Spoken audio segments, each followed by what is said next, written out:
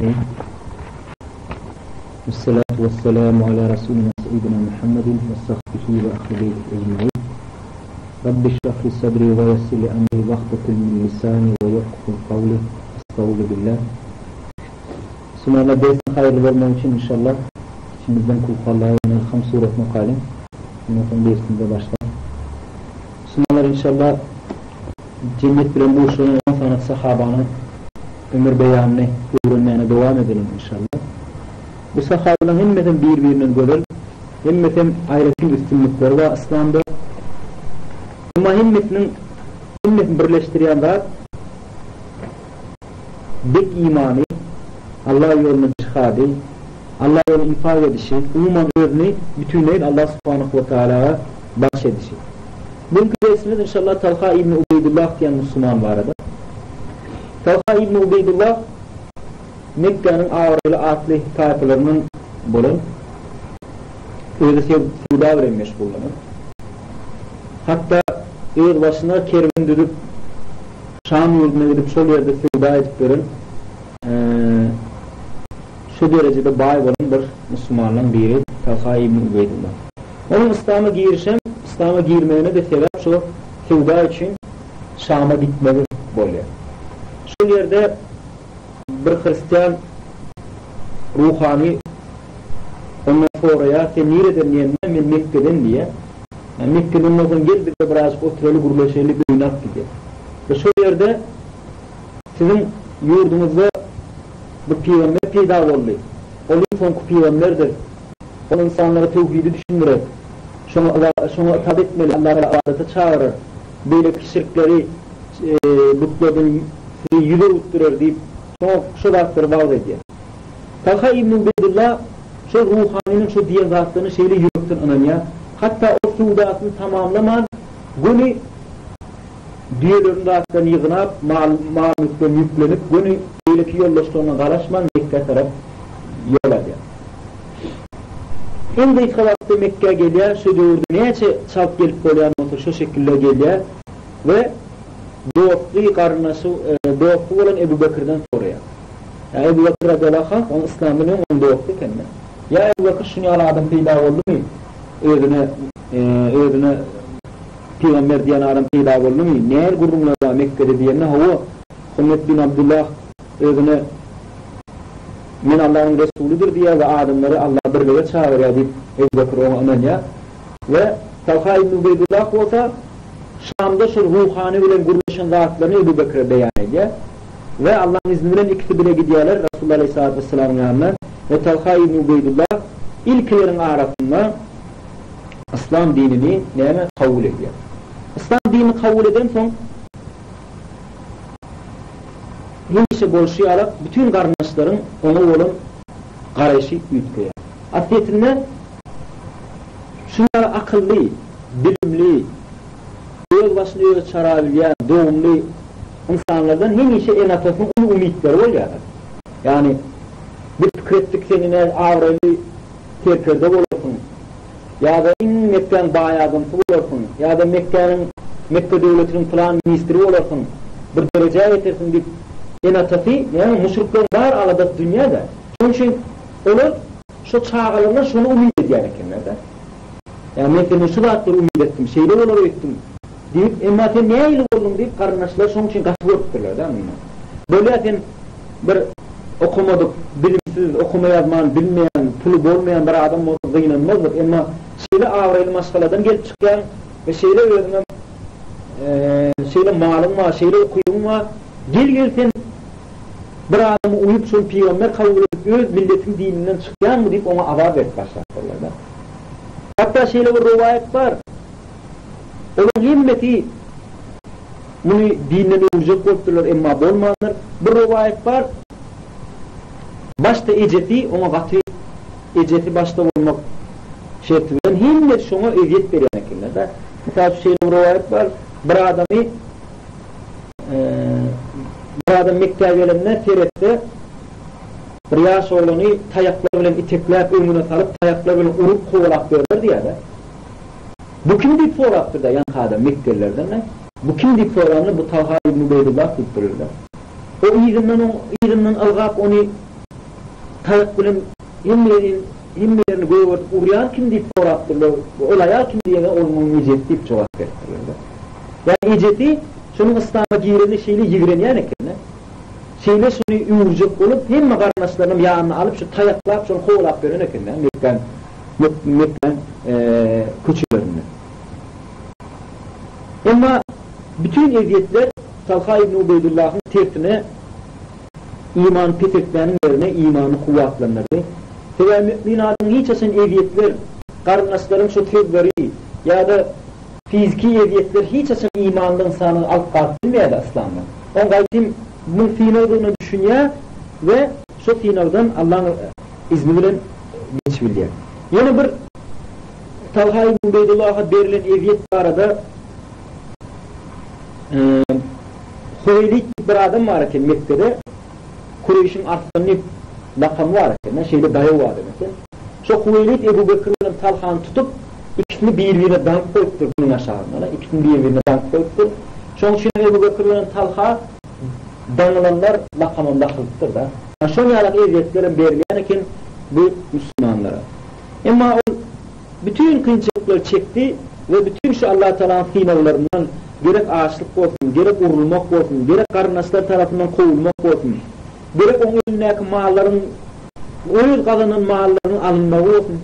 Şöyle hiç de Talha'nı Allah yolundan alıp kalıp bilmeyendir. Sonra Talha inşallah Allah'ın izniyle Medine'ye hicret ediyor. Medine'ye hicret ediyor. Medine'de de on İslam, yani yan kaydışımı da cennet bilen buluşturan sahabenin himmetinin önünde ol İslam'a bağışlamak diye duyguları var. Onlar yarım altı İslam'a katlaşmayan. İslam'ı bir giyseler, bütün onun en esas işi şu İslam cemaat, İslam, meçhid, Peygamber İslam'a taat, Müslümanlara davet, bir sürü işlerle meşgullanmak. Talha İbn Ubeydullah'ım inşallah daha çok okuyulen Allah yoluna hareket ediyor. İlk ölen Bedir Feroşu'na katlaşıyor. Bedir Feroşu'na hakikatinin kahramanlıkları var koyuyor. Bu tabi met bolup feroşuyor kafirlere karşı. Ama onun esası onu beylik sahabelerden tafavutlandıran vaka Uhud Feroşu'na var. Bilyanın Uhud Feroşu'na Müslümanlar Allah Resulü'nün diyen etmeyenlikleri için, dünya gözgüzleranlıkları için Allah Teala onları yemiş veriyor. Yemişin yerine. Ali İmran Surat'ın Allah Teala aydiya men öz vaadamı berca ettim diye. Siz az olsanız kafirler yenip başladınız diye. Ama siz öz vaadamı berca etmediniz. Sebebi Aleyhisselatü Vesselam'a uymadınız, onu diyen etmediniz, dur diyen yerine durmadınız ve dünya istediniz. Aranızda dünya isteyenler olmadı, ahiret isteyenler vardı. Bilişimize yarak şu teoriste Müslümanlar bu işli fiiler, kimin münafıklığı, kimin yentem dünya isteyenlerini, kimin ahiret isteyenlerini hem de ayanmaya, müminlerin yenişidini Allah-u Teala'ya beriyenlerini, yenişi kazanmak için Allah'ın razılığına layık işler etmeliği var da müminler otarda o ders verir yani. Şu teoriste Resulullah Aleyhisselatü Vesselam kâr yerlerde tevuş meydansını yıkak alem yerlerin boğuttur. Şöyle o müminlere, ey müminler, nira kaçacağınız, gelin de edip çağıran yağdayların boluptur. Yine şu tevuşun gidip durka, yani Müslümanlar bilenler, izinlerine atlılar geliyor, önlerine piyadeler geliyor, Müslümanlar gaveliyor. Şu tevuş gidip durka, tevuşun bir bölümünde, Resulullah Aleyhisselatü Vesselam yanına dine Talha bilen 11 tane Medine'li Müslüman var. Bunlar 10 adam olup şu Uhud dağına yanaşmalı ediyorlar Müslümanlar. Uhud dağını çekilip varıyorlar. Müşrikler vakı bunları kovalıyor. Uhud dağının müşrikler şu topurun içinde Resulullah Aleyhisselam'ın bağırdığını bilip hatim bu işli gücüm ediyor kendine de şunu öldürmek için. Sonra Resul aydıptır cemaate. Kim beni buradan kovulacak deyip aydıptır. Talha min niptronuna öğreni garaş deyiptir. Ona ensarlardan biri min niptronuna böyle ondan olur birazcık taklayacak ol birim dağa çekileleyip aydiya. Bir Müslüman şunun önüne çıkıyor, belli bir müddet olur ve fiyoşuk olur taklaya şehit oluyor. Sonra yine Resulullah Aleyhisselam diye. Kim beni şuradan kovacak Allah'ın düşmanlarından diyeni yine Talha çıkıyor, yine yok senin tek otur deyip yine bir ensarı veriyor. Yeken mi yeken 11 tane ensar şu tane şehit oluyor. Resulullah Aleyhisselam koruyalar ve yeki yekiden şehit oluyor. Neticede Resulullah Aleyhisselatü Vesselam'ın yanında hiç kim kalmayana. Sonra Talha İbn Ubeydullah kim olacak yani men yerine hava ümmitten gelen bir bayya. Ve Talha İbn Ubeydullah bir giden müşriklere karşı Peygamber Aleyhisselatü Vesselam'ı koruya. Hatta Peygamber Aleyhisselam'a atılan oklarım iyi bile taklayan eken. Şu oklun birim elindeki bir çepelindeki parmaklarının 3-4 tanını kesip ayırıyorlar. Sonra da Talha İbn Ubeydullah Allah'ın razılığı için Aleyhisselatü Vesselam korumu bilyen de başka ondan başka hiç kim yok. Barça vücuduyla bir giden müşriğe karşı tevşükürler. Ebu Bakır radıyallahu anh rivayet ediyor. Bir Ubeyde İbn Cerrah falan niye şu mahalleye başka yerde dedik diye. Başka bir yerde tevşük gördük diye. Ve Resulullah Aleyhisselatü Vesselam doğrudan tapıp şunun yanına ağaçlık gelip bolin Resulullah Aleyhisselam yana qanan, dişleri duyuk, ayakları qanan yağdayına taptık diye. Yıkılıp yatanlarını taptık diye. Ve Ubeyde İbn Cerrah falan men şun başta oranını, şun gol ölüşen müşriklerim iyime kaytırdık diye ve Resulullah Aleyhisselam'ın yanına vardık diye. Sonra Resulullah Aleyhisselam deyiptir, meni ala detmeyen, barın Müslüman doğunumu ünlen deyirler diye. Başta oranını terettik kol hiç kim yoktu diye. Yine birazcık terettik kolun ya bir çukurun içinde bir adamın yatanlığını gördük diye. Yanına varıp terettik ol Talha İbn Ubeydullah diye. Ve onun bedenine gitmişi olayı. Velazın, peykamın, nayran, iğim yaratı vardı diye. Ve şu çepelim parmaklarım çaktı diye ol şu cansız bir ceket yarat bir çukurun içinde yatıydı diye diyorlar. Şunu şu yaralı halatta şu tadan çıkarıp Müslümanlar Medine getirip duruyor. En sonunda Resulullah Aleyhisselatü Vesselam bir hadisini ayda Uhud fevoşi Talha İbn Ubeydullah'ın fevoşidir diyor. Ve Talha İbn Ubeydullah yalak Uhud fevoşini şun yalak fevoşin bolmanlar şun için Resulullah Aleyhisselatü Vesselam Talha'nın gülü düşü deyip bir hadis-i şerifini aydar. Talha İbn Ubeydullah Müslümanlar bir gün çok evlatlı olmağı mümkün. O Resulullah Aleyhisselatü Vesselam'ın kadırlarından, etaşın kömükçülerinden bir eken, bütün maslahatlarına katlaşan, bütün İslam için eden amallarına, ulu fevoşların himmetine katlaşan, Resulullah Aleyhisselam deyiptir, kim dünyada cenneti adam görmek isteyen olsa Talha İbn Ubeydullah'a terettim. Teva o diri şehittir deyiptir. Hakikatten o şehitliği şu tadı görüldür da, yani şehitliği dürttürmüş o tadı, yani şehitliğe bunun niyetinin sahihtirmiş o tadı beca edip görüldür. Teva ona böyle olmasa değil, ona 70 tane yara diyen çağırdı Resulullah Aleyhisselam doğramazdı. Demek o şehitliğe aşık olan insanlar biriydi. Ebu Bakır radıyallahu anh Talha İbn Ubeydullah'ı takvadır Müslüman olan oğul olan şuna gıyıblıyor ya da Ümmü Gülsüm'ü veriyor. Talha İbn Ubeydullah şuna gıyıblıyor. Öyle yaşaydım Resulullah Aleyhisselatü Vesselam'ın bazı oluyor. Hazreti Ayşe'nin Resulullah Aleyhisselam'a ediyor. Yani Resulullah Aleyhisselatü Vesselam'ın karnışlık bağım asıllığı oluyor. Ebu Bakır radıyallahu anh kulenin karnışlık asıllığı oluyor. O durumda Müslümanlar bir şey bollayan ekemez ya.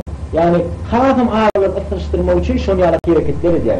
Hakim birbirinden ayırmayan, kopmayan bir maskala olur yalar, birbirini bek yapışan bir cemaat olur yalar, şunu yarak hareket ediyor.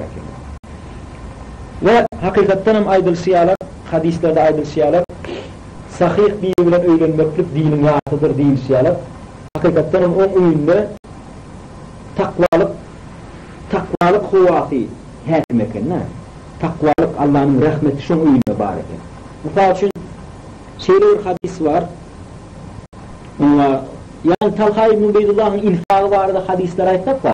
Hakikaten bir neçede gidin infakları ettir. Yani Abdurrahman İbn Affi alab Talha İbn Ubeydullah'ın küp görüp infilyen mağarlarını Allah yolunu görüp kazanan özü düşün zatlarını Allah yolunu görüp Fevda'ya da okuyup da oldu. Fevda'sından neye mi düştü şunu yine İslam'a geçirip şunu alak Mehmediyen yağdayı oluptur. Bu velekte yağdayı oluptur. Fevda şeyle okuyup da bolon son o Şam'da bu Fevda ediptir da. bir yılda edip durmayın, şu sebepli onu yanlışmadan 70 bin dirhem düşüktür da. Birce abarottan, birce yılda eden işinden 70 bin dirhem düşüktür. O da gidin, hakikatinin gidin bağırık yani. Devamı yanlışma 10 dirheme bir koyunu alsa ol yani kendine. Şunlara gidin bir bağırık kendine. Şunların öyünü alt gelip durmayın. Yürüm talıp okuyur diye de. Ondan maşgalası giyiriyor kapıdan. Gün yüzünü ütkenini görüp neyem oldu sen hastalanın mı diye ol yok diye. Neyem yakında olsan bir şehit olun diye. Neyem oldu deyip uğruna çıkıyor. Onu soğraştırıp. Mesela yüz zat ağır okuyur diye de. O da aydiya menye şuna pul kalanın bir zeverekte. Şimdi şunun hasanın Allah Teala neye beren kalip Allah diye deyip söyle. Onu ayağın takva da Ebu Bakır'ın neydi? Onu yazarlar ala dediyen mi olsan? Onu yazarlar ala dediyen mi olsan? İnşallah aladan çın mı olsa, niyetin sahih olsa onun alazını tapar diye. Ve giyecek bilen şu 70 bin dirhemi bölükleri ayırıp in Medine'de in muhtaç adamların spisevini düdüp şolara giyecek bilen paylaş çıktırlar. Yani tabi bir şunu görüyor, ağaç gözlük edip sonra hakikaten sonra ıntılıp ağaç gözlük edip bana bolsun da demeyenler. Benim adamıma demeyenler. Ben Allah'ın berenini biliyor ve elhamdülillah kazandım yana koyayım diyen nemi yok. O iyetirini ahireti kaybediyor. Yasının der, bütün himmetini Allah'a verme sarf ediyor. Veya onun asıl maksadı ahirette. Çünkü o bu dünyada onu azdıramasını ifşa uyumuna alıyor. Ve göğsümü diyalak şunu işe de onu öz ayalı, sahih mümin ayalı yardım ediyor. Hakikaten o hadiste aydıl siyalar hadiste aydıl siyalar ne diyor? Sahih bir Müslüman ayağı dinim yatıdır deyip şunun için aydıl ya da. Dolayı şunlar belli olursa şun yani hayırlı dağıtları oluyor. Yine de Talha İbn Ubeydullah'ın şeyle vaka oluyor. Talha İbn Ubeydullah'ın bir giden milleri var kendine. Şunu bu ne çeyrek Osman gelip şundan sonra aktır da hem bana şu 20 dirhemi hata edikler. O da o tatacaklar men özüm var yani şu millerimi çeşmesi var kölelik yerleri var kurmaları kovu deyip olur yani kendine. Şimdi bir adam geliyor Talha'nın yanına sen karnasından ünlen at diye. Kur'an-ı Kerim'de ayetler var, karnaslarının kuvvetleşmeli, karnaslar ünlemeli, şöyle yardım etmeli. Sen hiç karnasından ünlen at diye. Men sen karnasın hatta ben tananam bayda, men kıyınçılıkta yaşayan da şu öz halini ayda da. Talha da ayda, nereden karnasın deyip o da tanıda da öyle şeyle diye. Men kıyınımda yaşayan, sen bir de tereden ağam deyip aydan. Ama sen benden ne isteyen diye. Yani vereyim sana diye oğlum. Şu millerini verdi yani. Şu millerini verdi yani. Talha İbn Ubeydullah hiç fikirlenen böyle şu millet senki isli gözünden isli Osman'a sattı pulundan diye. O da diye min pulundan alacak diye. Onu Osman'a daryalar hatırlıyor şu 100 milletimi almışım yerine veriyorlar. Yani orada bir biz görüyoruz Talha İbn Ubeydullah hakikatinin infak meselesinde de sahabenin arasında tafavutlayan Müslüman değil. O arada ayetler başka da çok rivayetler var.